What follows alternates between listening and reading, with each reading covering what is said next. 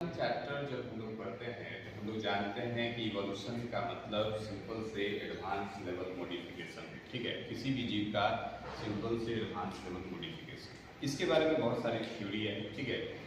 जीवन की उत्पत्ति के बारे में थ्योरी है जिसमें कुछ ओल्ड हाइपोथेसिस थे, जिसमें ये बताया गया, बहुत सारी थ्योरी आई उसमें बताया गया। इसमें कुछ रासायनिक परिकल्पनाएं आई, यानी जिसे हम लोग केमिकल इवोल्यूशन के नाम से भी जानते हैं, जिसमें रासायनिक रूप से कुछ प्रयोग करके ये पता लगाने का प्रयास किया गया कि पृथ्वी पर जो है जीवन कैसे है, ठीक है। तो इसमें सबसे पहले नाम आता है ओपेरिन और हैल्डेन का, ठीक है। ओपेरिन जनरली रसिया के रहने वाले थे और हैल्डेन जो थे वो इंग्लैंड के रहने वाले थे। इन्होंने अपनी थ्योरी दी और इन्हें कहा जाता है कि इन्होंने सबसे पहले केमिकल इवोल्यूशन के बारे में थ्योरी दी, ठीक है। इन्होंने कहा कि life comes from pre existing non living organic molecule, ठीक है। लाइफ जो है comes from pre-existing non-living organic molecule, यानी लाइफ जो है वो बना है पहले से मौजूद non-living organic molecules, कार्बनिक अणु से, ठीक है।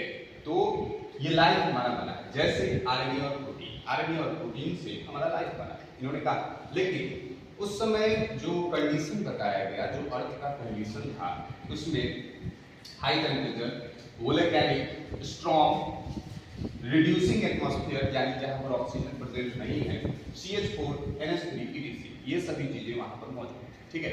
लेकिन इस चीज का प्रायोगिक प्रमाण नहीं दिया गया। इसके लिए सबसे पहले एक अमेरिकन साइंटिस्ट जिसका नाम है एसएल मिलर, ठीक है, इन्होंने 1953 में इसका एक प्रयोग किया फ्लास्क के द्वारा, ठीक है। इसमें बहुत सारे कंडीशन को लेकर के इन्होंने प्रयोग किया।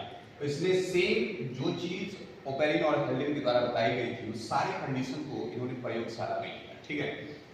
वहां पर उन्होंने इलेक्ट्रिक डिस्चार्ज को दिया, यानी इलेक्ट्रिक करंट इलेक्ट्रोड के माध्यम से पहुंचाया, CH4, H2, NH3, water vapour, 800 degree temperature, यानी टेम्परेचर भी काफी हाई, ठीक है। इन सभी चीजों को रखा एक प्रयोगशाला में। इसमें अगर हम लोग देखें तो देखते हैं कि इस तरह से हमारा बना होता है और ये आगे जाता है, फिर यहाँ पर बहुत सारे कंडीशन है जो इस तरह से जुड़े होते हैं, फिर ये नीचे आता है और ये कंडीशन काफी इंपॉर्टेंट बना, ठीक है। आगे जा करके यहाँ पर भी कुछ कंडीशन है जो इसको आगे बढ़ाती है। तो यहाँ पर क्या हुआ कि ये जब प्रयोगशाला के अंतर्गत 2 फ्लास्क, 2 बीकर के माध्यम से, बहुत सारे उपकरण के माध्यम से जब ये कराया गया, इसमें जो बन करके आया, जो इंपॉर्टेंट चीज आया, वो था एमिनो एसिड। एमिनो एसिड बन करके आया, ठीक है। तो इनके एक्सपेरिमेंट में एमिनो एसिड बनकर आया, ठीक है। हम जानते हैं कि एमिनो एसिड से प्रोटीन बनता है, ठीक है। तो हमें कुछ ना कुछ तो लगा जीवन की उत्पत्ति हो सकता है, ऐसा कुछ हुआ, ठीक है। लेकिन कुछ साइंटिस्ट ने जब इसी तरह का प्रयोग किया तो उनको प्राप्त हुआ शुगर, किसी को प्राप्त हुआ पिगमेंट्स, तो किसी को प्राप्त हुआ फैट्स, ठीक है। अब इस चीज को लेकर के साइंटिस्ट में मतभेद था कि किसी को इस प्रयोग के दौरान शुगर मिला, किसी को पिगमेंट्स मिला, किसी को फैट्स मिला, किसी को न्यूक्लिक एसिड या न्यूक्लियोटाइड मिला। न्यूक्लियोटाइड मिल गए, नाइट्रोजनस बेस जिसको हम लोग कहते हैं, नाइट्रोजनस बेस मिल गए, ठीक है। नाइट्रोजनस बेस भी आप जानते हैं कि हमारे डीएनए को बनाने के लिए जरूरी है, फैट, पिगमेंट, शुगर। इन सभी तरह के कंफ्यूजन में हम लोग ये कह सकते हैं कि chemical evolution is more and less accepted theory, ठीक है। यानी इसे हम लोग नो भी नहीं कह सकते हैं, हाँ भी नहीं कह सकते, यानी दोनों ही कंडीशन इसमें फॉलो होता है, ठीक है।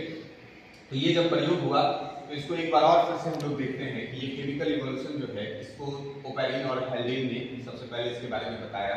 ओपेरिन रसिया के रहने वाले थे और हैल्डेन जो थे इंग्लैंड के रहने वाले थे। Life comes from pre existing non living organic molecule, यानी हमारा लाइफ जो बना है वो प्री एग्जिस्टिंग, पहले से मौजूद नॉन लिविंग ऑर्गेनिक मॉलिक्यूल से बना, जैसे आरएनए और प्रोटीन। कंडीशन उस समय अर्थ की क्या थी? हाई टेम्परेचर था, वोलेकेनिक स्ट्रॉन्ग था।